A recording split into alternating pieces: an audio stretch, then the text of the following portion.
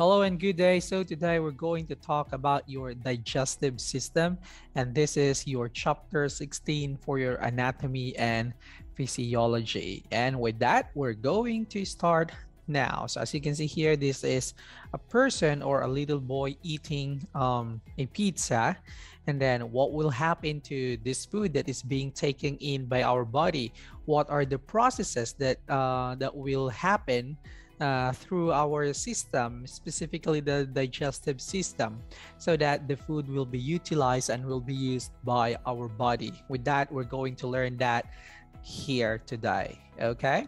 And we're going to start by talking about the functions of your digestive system. So the first one here is to take in food, or we call that as your ingestion. Okay, this is the taking in of food and fluids needed by our body through the use of our mouth. Okay, the second one is to break down the food, and we term that as your digestion. So breakdown of large molecules to smaller ones so that our body can absorb it. In digestion, we have your two processes. The first one is your mechanical, and the second one is your chemical. So if we say your mechanical, this is we are using our teeth to grind the food into smaller pieces. Okay, while your chemical, there's already incorporation of saliva, okay, or the incorporation of chemicals in our mouth. So without the incorporation of the chemicals, we just term that as your mechanical. But if it's already with incorporation of saliva, we call that as your chemical digestion. Okay, and also absorb digested materials. So when the food we take in already digested, the molecules will now travel to our blood or the lymphatic system to be utilized by our body. Okay, it also provides nutrients. And the last one here is to eliminate waste. That is what we call the excretion. Excretion of undigested materials and other waste products that our body don't need. So these are the functions of your digestive system. Now, going here on this diagram, as you can see, this is the digestive system, and we have your digestive tract. As you can see here, this is our digestive tract, or sometimes we call it as your GI, or your gastrointestinal tract. Okay, now it will start here in your oral cavity in your mouth, and then it will pass through your esophagus, and then your it will go to your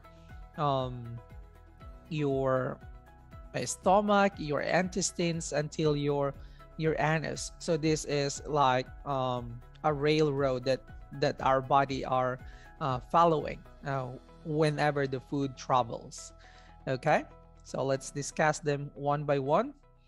At first, we're going to talk about the layers in your digestive system. And as you can see here on the lower part, so the digestive system is one large tube from mouth to anus, plus all the other accessory organs that are being used or being utilized by our body, so that the nutrients and the waste products will be achieved or will be excreted. Now let's go here. So as you can see, we have your mucosa, your submucosa, your muscularis, and your serosa. So in mucosa, this is the innermost layer and the one that secretes your mucus.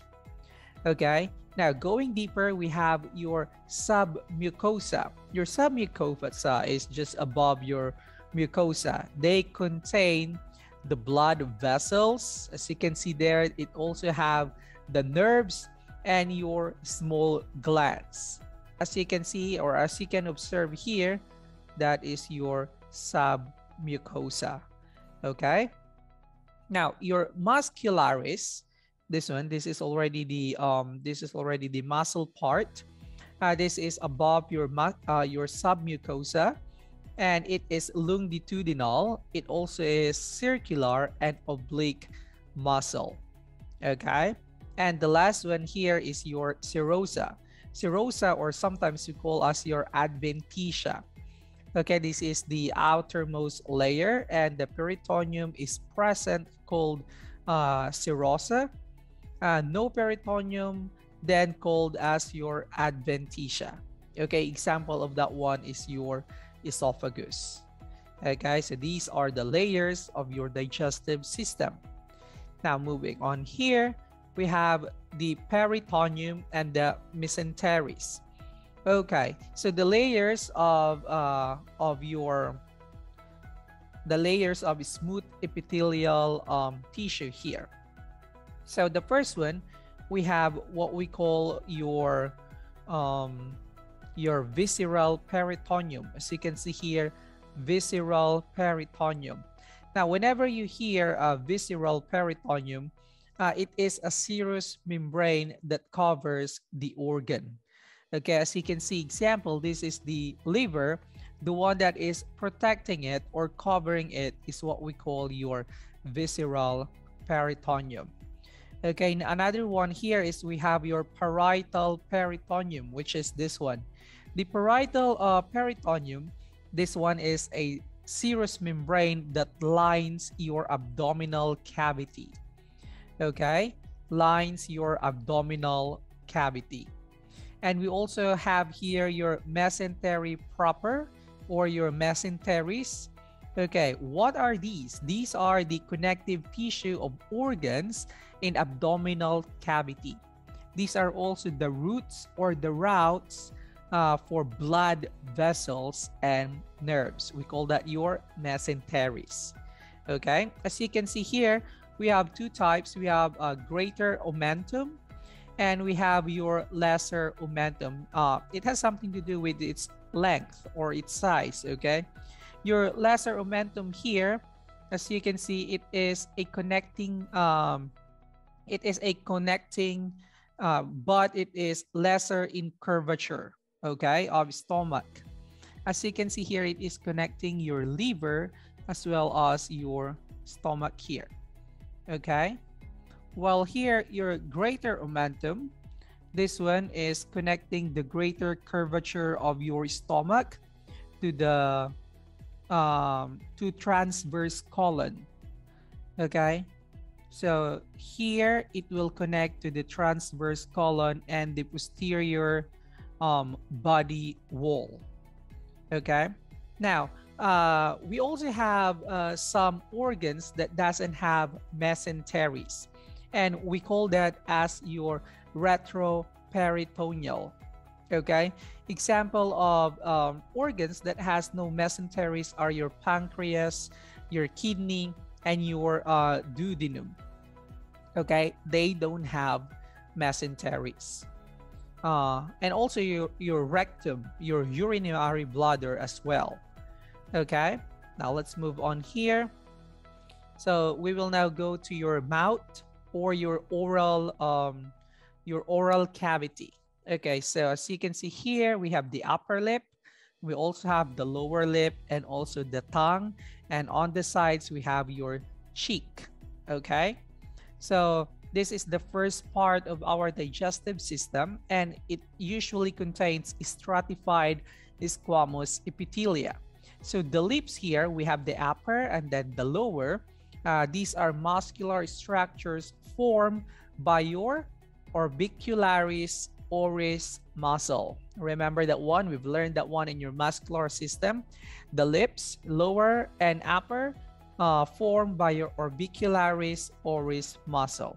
And these muscles are actually playing important role in mastication. That's the medical term for chewing. Okay, on the side of our oral cavity, this one, we have the cheek. Okay, the cheek or cheeks, it's because we have two sets of this one. Within it are what we call your buccinator muscles. Your buccinator muscles, they are also playing important role in mastication. Okay, and we have your tongue. The tongue, they house the taste buds and the mucus. They also move the food in the mouth, and they hold the food as well. They hold the food during our mastication. Okay, it holds our taste, our sense of taste, and it's a major organ that is being utilized for speaking. Okay, that is your tongue. Now moving on, here on the next part, so you can see we have the teeth. Okay, so the teeth, we have 32. In normal adult, usually we have 32 sets of teeth. Okay, so we have your incisors, your canine, your premolars, your molars, and then your wisdom. So usually here you can see the front area. These are your incisor, and then you're the one that has, you know, just like the sharpest one, just like the teeth of the dog, that is your canine. And we have your premolars here, and then we have your this one, your wisdom tooth. Usually the wisdom tooth is, you know, it will grow or it will show when you're already adult. That is why when you can already how do you call this one, when you can already have your wisdom, that is why it's termed as your wisdom tooth. Okay, now let's take a closer look on the parts of your teeth, or the part of your tooth. So each tooth has 3 regions: your crown, your neck, and then the root. Okay, with this, the center of tooth is your pulp cavity. As you can see here, this is the pulp cavity. This is the center part of the tooth. And with this one, we have what we call the pulp. The pulp is filled with blood vessels. It also have nerves and connective tissues, as you can see here. So the whole part here, what we call is your pulp cavity. But the area here, that is what we call the pulp, where it encloses your nerves, blood vessels, and connective tissue as well. Okay, now on the outer part of your pulp cavity, we have your dentine. So you can see here, okay, your dentine, this is living cellular connective tissue. Okay, and then above your dentine here, we have your enamel. Okay, this one, this is extremely hard, a cellular substance which protect the tooth from abrasion and acids produced by bacteria in our mouth. Okay, and also we have here, it's like a coating or lining. This one, as you can see, that is what we call your cementum. Your cementum, it helps anchor the tooth in the jaw. Okay, this one. We also have here on the side, this one, this is what we call the gingiva, or the gums. Okay, remember, if we have inflammation here, we term that as your gingivitis. Okay, and on the lower part here, as you can see, this one, this is what we call your periodontal ligaments. Your periodontal ligaments, they secure the teeth in the alveoli, which is this one, the alveolar bone, by embedding your cementum. Okay, we also have here a term, your periodontal disease. In periodontal disease, inflammation and degeneration of periodontal ligaments, gingiva, as well as your alveolar bone. This is the common cause of tooth loss in adults. That is what we call your periodontal disease. While your dental caries, This is, uh, you know, this is popularly known as your tooth decay, your dental caries. This one result from the breakdown of your enamel by acid produced by bacteria in the tooth surface. Okay, I hope this one is clear so that we can move on here, which is your palate. We already talked about this one from the previous discussion. Okay, the palate is the roof of your oral cavity, and we have your hard palate, and we also have your soft palate. In your hard palate, that is usually being seen in your anterior part, while your soft palate, it is on your posterior part. Okay, now moving on, we have your salivary glands. In here, salivary glands produces saliva, which contains your enzymes to break down the carbohydrates into glucose, and also it cleanses the mouth and dissolve and moisten the food that we are eating. Okay, a while ago, we talked about your cheeks, and here we have an illustration about your buccinator muscle here. Okay, in your salivary gland, we have your three parts here. We have your parotid gland. We also have your sublingual gland and your submandibular gland. Okay, let's take a focus here in your parotid gland. This is the largest salivary gland here. Okay, while compared to your sublingual, which is the smallest, and then your submandibular here. Now, I know you are familiar with the disease called mumps or the parotitis. So the mumps or the parotitis, this is the inflammation of your parotid gland due to viral infection. Usually, if an adult male is being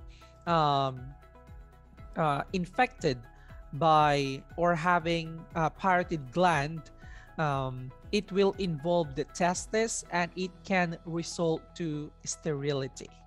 Okay, and with that, let's move here, your saliva. Okay, the saliva, they keep the oral cavity moist and contains enzymes necessary for our digestion.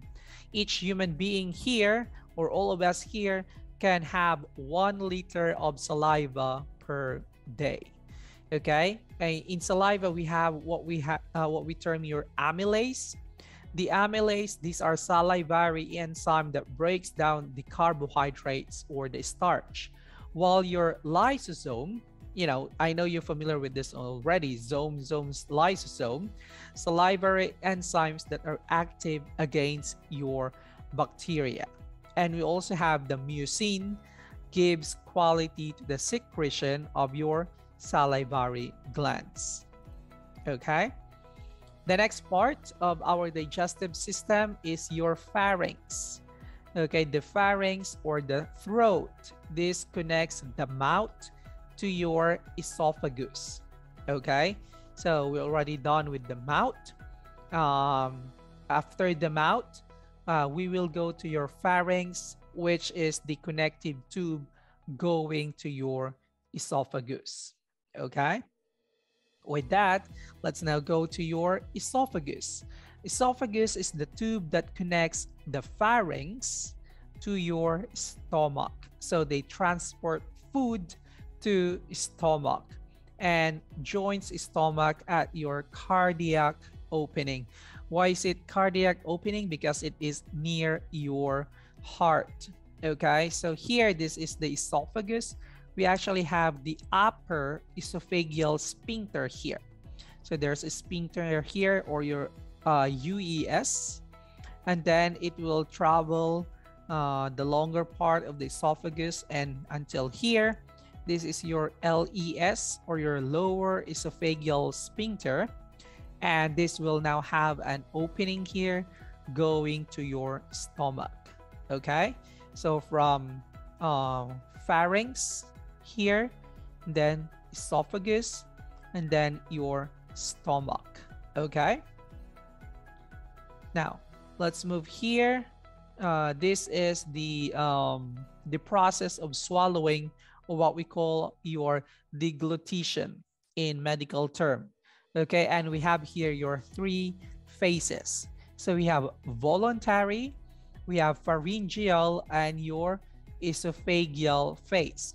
So in voluntary, as you can see here, there's the bolus. That is the food that we have, grinded or have done mechanical and chemical digestion from the mouth. And this one will be the one who will travel from mouth to your throat to your esophagus and going inside your stomach. Okay, so in voluntary phase, your bolus form in the mouth, and then it will push to your oropharynx. Now, from that, we will now move to your pharyngeal phase. In pharyngeal phase, this is swallowing reflex initiated when the bolus stimulates the receptors available in our oropharynx. Okay, and your esophageal phase moves food from the pharynx to your stomach. Okay, if you will just follow this diagram, bolus going here continuously. Okay, and then there's gonna be your pharyngeal constrictor here until here. Then it will now go to your esophagus.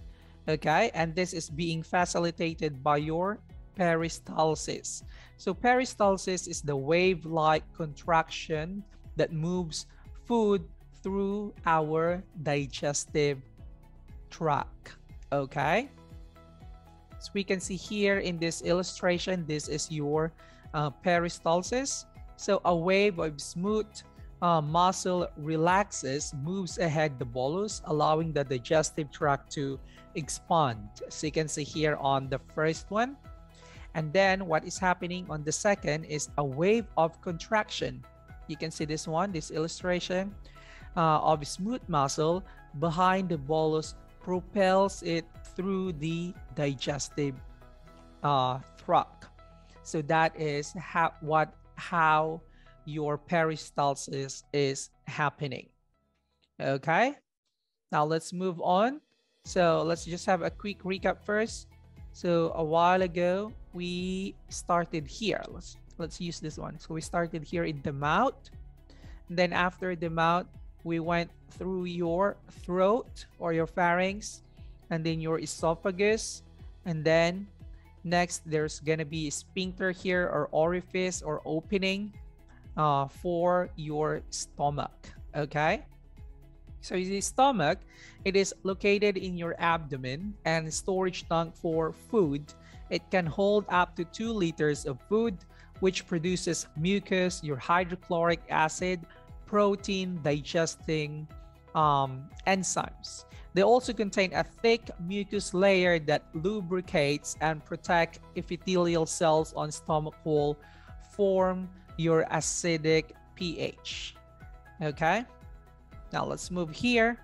So this is the anatomical part of our stomach, as we discussed a while ago. So from the esophagus, we have here your lower esophageal sphincter. Okay, and with that we have your esophageal opening here, or the esophageal orifice. That's the same term. And here, which this part, that is your cardiac part. Okay, now the gastroesophageal opening, this is the opening of esophagus to your stomach, while your cardiac part there, it was termed cardiac again because it is near the heart. Okay, so from the esophagus, the food will enter your esophageal opening or esophageal orifice here. Now, as we can see here on the upper part, this is your fundus. So the fundus is the superior part of your stomach, to be followed by the body. The body, of course, is the largest part of the stomach. And as you can see, going lower to the part of the of your stomach, we have your three muscularis layers. So we have your longitudinal muscle layer, your circular muscle layer, and then your oblique muscular layer. Okay. Now, these muscles, they're actually the one who is producing the churning action. Okay. And as we move on here, we can see that this part here, the curve part here, that is what we call the greater curvature, because the curve is bigger compared to its opposite side. This is your lesser curvature. And here, as you can see here, on the how do you call this one, the part of your stomach, this one, microscopic illustration, that is what we call the rugae. Okay, your rugae, these are the large folds that allow stomach to stretch. That's why sometimes we can, you know, even though we're already full, we can still accommodate some food. It's because of the rugae. Okay, now moving here on this part, so we have your pyloric part. So your pyloric part here, this one, that is your pyloric canal, and on this one is your pyloric antrum.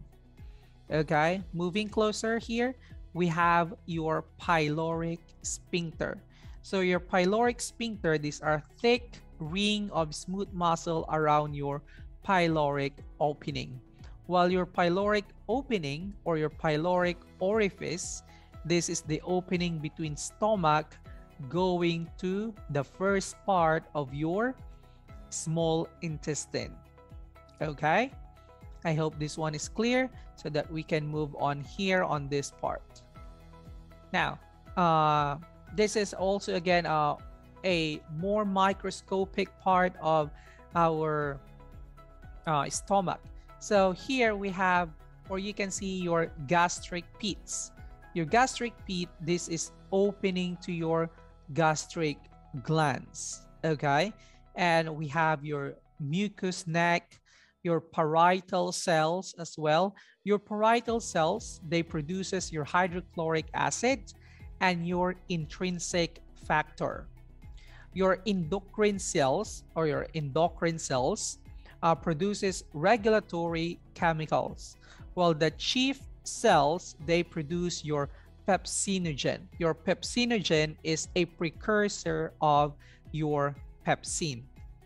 Okay, now let's move here. As you can see, we have your what we call the chyme.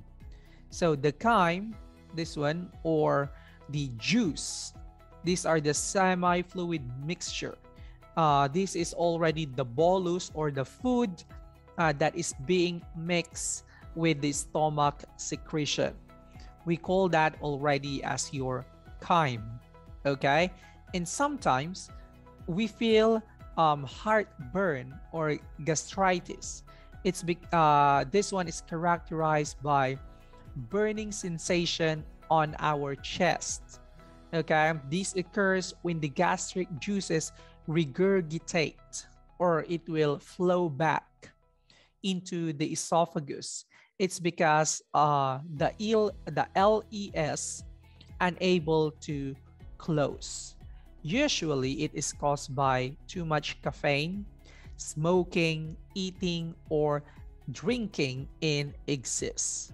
Okay, so this one, the chyme here, sometimes it will regurgitate, or it will flow back to our esophagus, and we are feeling pain in our chest area. That is why it is termed as your heartburn, because this one, the sphincter, is unable to close. Okay, now this one, be familiarize yourself about the components functions and source of your gastric juice. So we have your HCl, your hydrochloric acid. They provide acid environment needed to convert pepsinogen into your pepsin and for the action of pepsin. Source of this one is the parietal cells of your gastric glands. Your intrinsic factor aids in the absorption of your vitamin B12 or your cyanocobalamin. Your mucus here provides an alkaline, viscous protective layer on the inside of your stomach cells. Your pepsin is a protein splitting enzyme that digests almost all types of your dietary protein.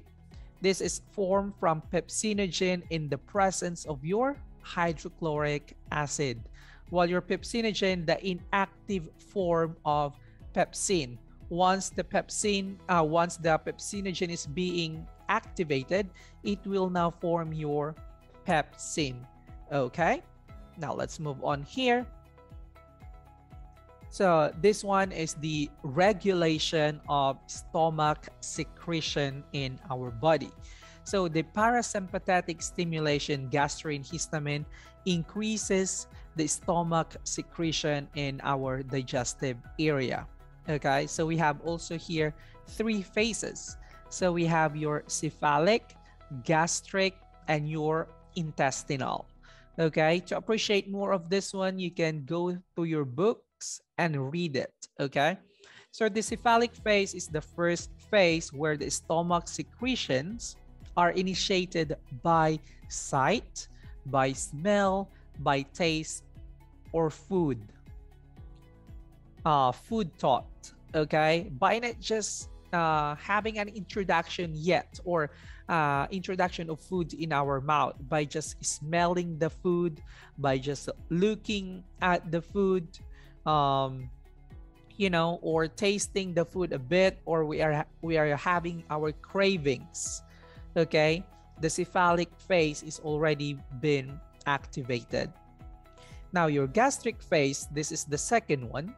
Partially digested proteins and distension of stomach promotes secretion. While your intestinal phase, the third phase, acidic chyme stimulates neural reflexes and secretions of hormones that inhibit gastric secretions by negative feedback loops. Okay? More so, we have what we call your peptic ulcers. Your peptic ulcer, this is caused when the gastric juice, the acid, and the pepsin digest your mucosal lining in the digestive tract. So meaning to say they were like eating it out, the mucosal lining in our stomach. Okay, so this one is highly caused by your H. pylori or your Helicobacter pylori. The occurrence of this one usually in your duodenum, in stomach, as well as in your esophagus. The best therapy for this one is antibiotic. Okay, so that we can combat your H. pylori.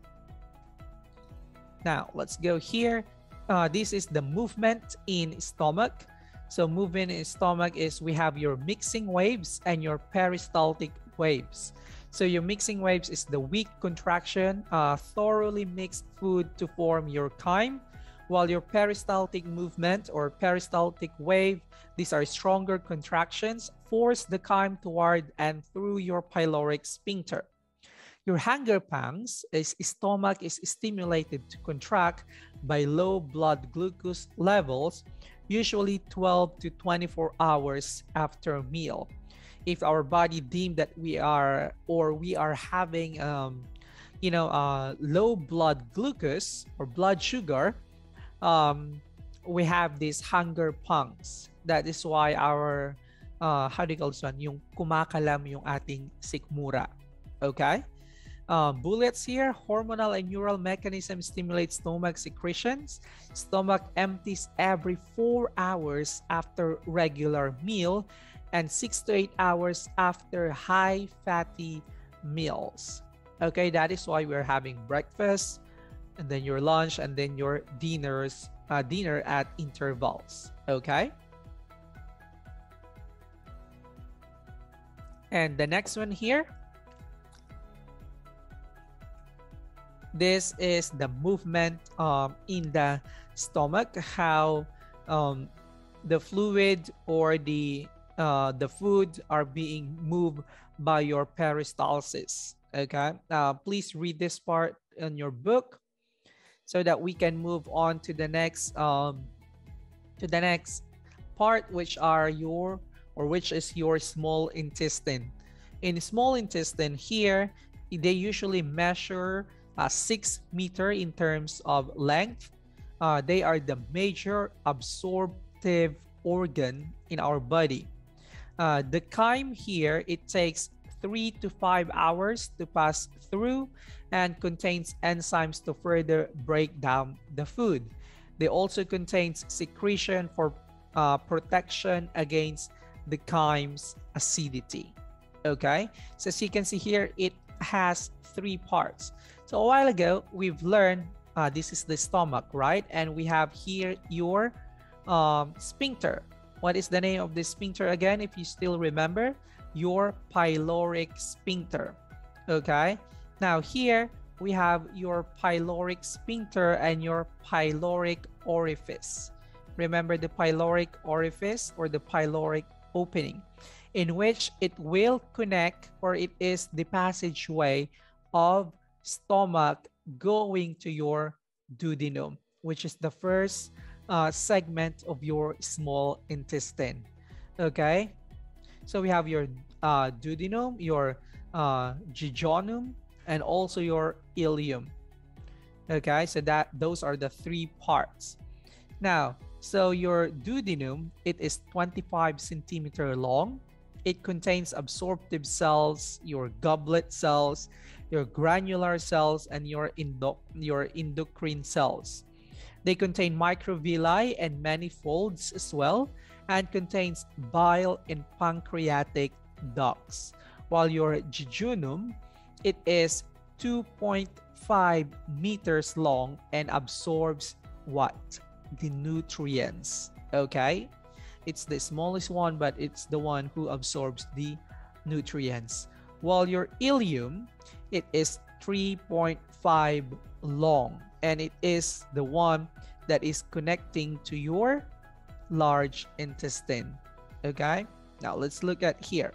So this is the ileum. This is the ileum, and this is now your large intestine.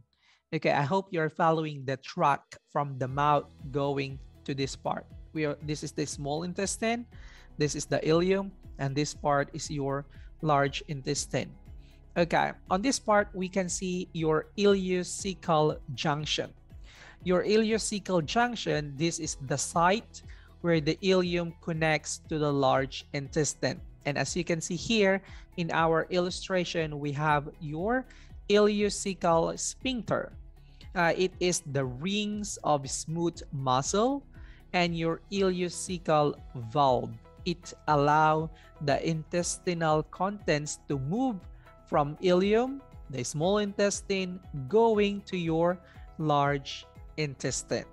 Okay, I hope this one is clear so that we can move to your large intestine. So large intestine, it is or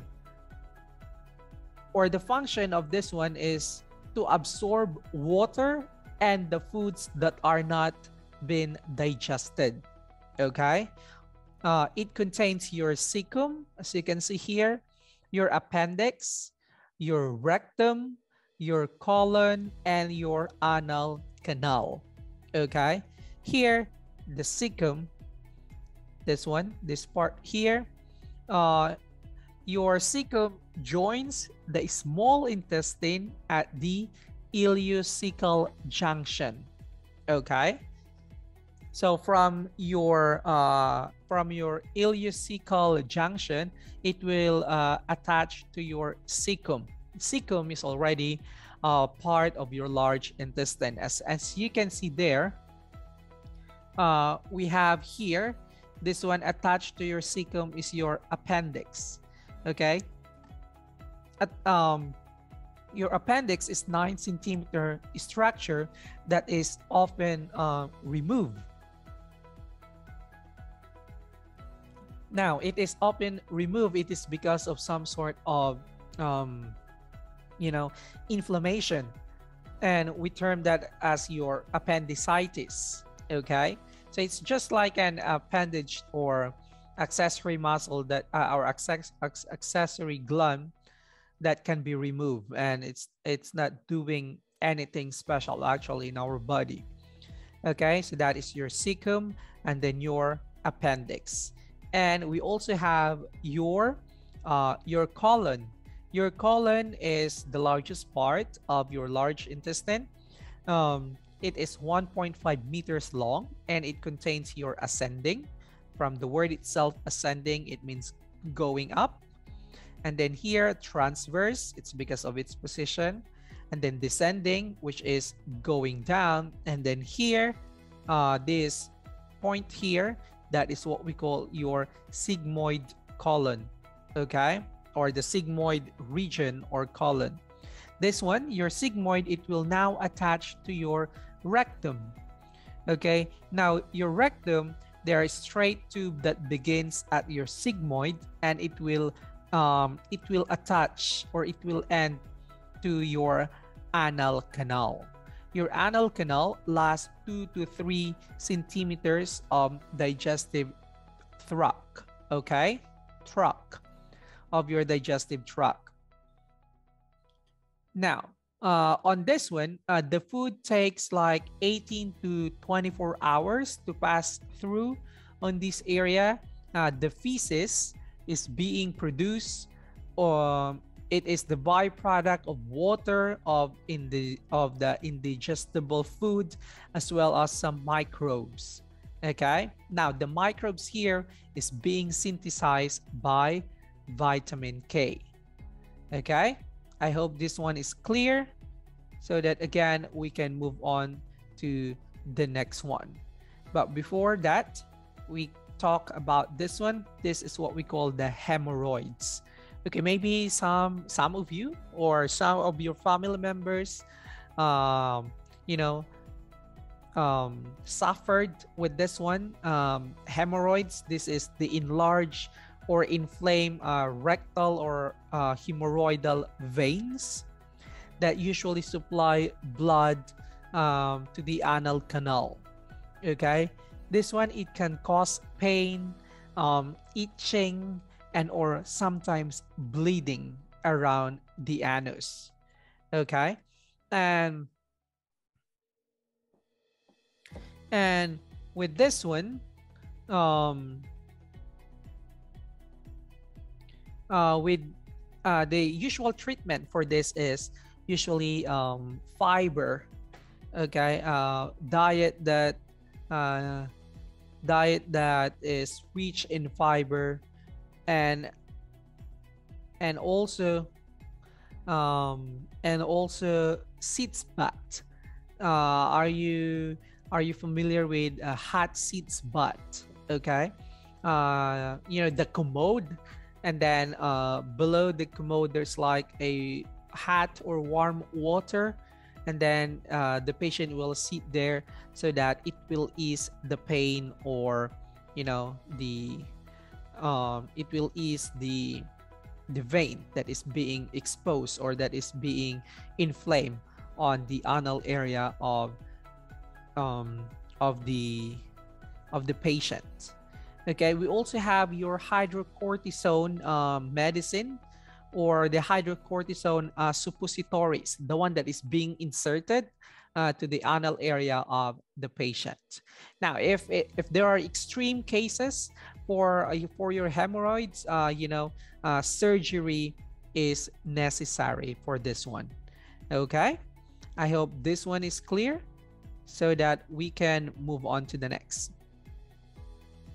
Now, we have here other parts that are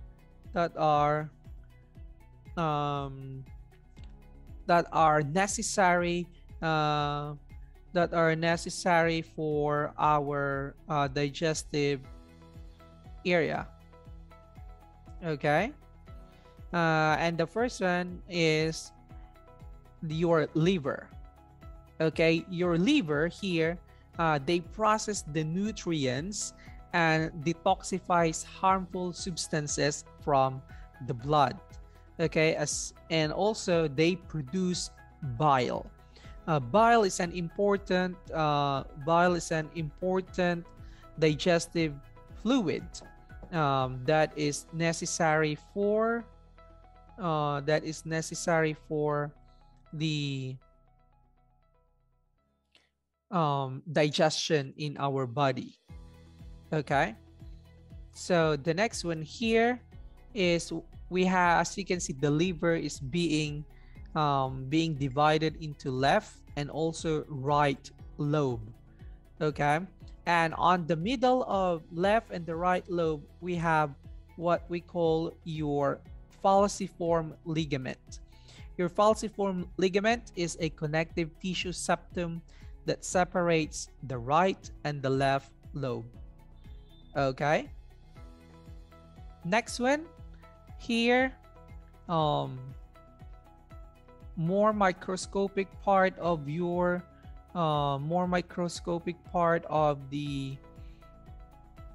liver. So we have the porta. The porta is actually the gate where blood vessels, the ducts, the nerves enter and also exit. Okay. Now here, in this area, it receives blood from hepatic artery. Okay, and we have what we call also here your portal triad. Your portal triad, they contain the hepatic artery, your hepatic portal vein, as well as the hepatic duct. Okay, and we have other parts of your liver as well. Here we'll have your quadrate lobe, which is this one, and then here this is your caudate lobe. Okay, now let's see this one. This is the liver ducts. So the liver ducts, we have your hepatic duct here. We are actually here. Okay, this one. We have here your liver lobule. Your liver lobules, divisions of liver that the portal triads at corners, while your central vein here on the next one, it is the center of each lobule where mixed blood flows towards and forms your hepatic veins. Okay, your hepatic cords on the other side, as you can see, this is between the center margins of each lobule. It is separated by your hepatic sinusoid. Looking at below your hepatic sinusoid, they contain phagocytic cells that remove foreign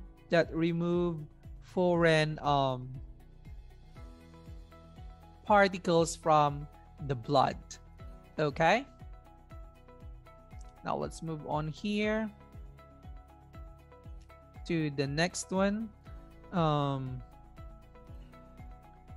Okay, for a while.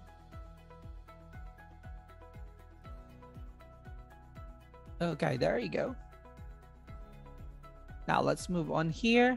The next is what we call your liver ducts. So your liver ducts, we will start with your hepatic duct. As you can see in the illustration, the hepatic duct, they transport bile out of liver. Your common hepatic duct, they form from left and right hepatic duct. Your cystic duct here, as you can see, joins common hepatic duct from your gallbladder.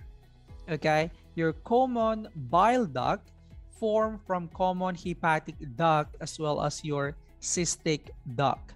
And as you can see here, the green one on the upper part, that is your gallbladder. It is a small sac on the inferior surface of your liver, and it stores and concentrates the bile. Okay? That is your gallbladder. So some of the bile is actually being stored in your gallbladder. Sometimes there's gonna be like if there's an inflammation or too much fats in the diet, you know, gallbladder is being removed as well. Okay, so let's have a quick review here about the functions of liver. Digestive and excretory functions: stores and processes nutrients, they detoxifies harmful chemicals, synthesizes new molecules, it secretes 700 ml of bile each day, and the bile, it dilutes and neutralizes stomach acid, and it is also being used to emulsify or break down the fats. Okay, so you can see here, so this is please review this one on your book. We will now move to your pancreas. Your pancreas is located on the posterior of stomach, in inferior part of the left upper quadrant of the body. The head is near the midline of the body, while the tail extends to left and touches your spleen. Your endocrine tissues have pancreatic islet that produces your insulin as well as your glucagon. Okay, that is in your pancreas. Your exocrine tissue produces your digestive enzymes. Okay, again, in the endocrine tissues, the endocrine tissues of your pancreas, it produces your insulin and your glucagon. Okay, this one, please read this as well on your book. Now moving on here, so this is the digestive process. The first one is your digestion. A while ago, I already told you about your mechanical and your chemical digestion. This is the breakdown of food occur in the stomach, and also it will start first on the mouth. Okay, your propulsion, this moves the food through digestive tract, includes swallowing and also peristalsis. Your absorption, primarily in your duodenum and your jejunum of small intestine. And defecation, this is the expulsion or elimination of waste products in the form of feces. Okay, remember, digestion, propulsion, absorption, and defecation. Okay, as you can see here in this illustration, this is the digestion of particles or molecules or food that we are consuming. The carbohydrates is being broken down into its simplest form, which is your monosaccharides, while your lipids will be broken down into fatty acids as well as monosaccharides, while protein is being broken down into your amino acids. Okay, and as you can see here, this is another illustration. So the mouth that is being used, or the portal of entry of all the food and all the fluids that is being utilized by our body. So it is being started there, and we our mouth cavity will produce your salivary amylase. A while ago, I mentioned to you that it will break down the carbohydrates to your polysaccharides to your disaccharides. From disaccharides, it will now be broken down into its simplest form, which is your monosaccharides. I think this one is being discussed in your biochemistry as well. So please listen to that also, so that further learning will be facilitated. We also have here the lipids that is being digested in the duodenum part of your body. until it is being broken down into your fatty acids and your monosaccharides. While your protein is being broken down into polypeptides by the use of your pepsin in the stomach area, and then broken down into peptides with the use of your trypsin, your chymotrypsin, carboxypeptidase in the pancreas, and with the use your peptidases, it will now be broken down into your amino acids. Okay.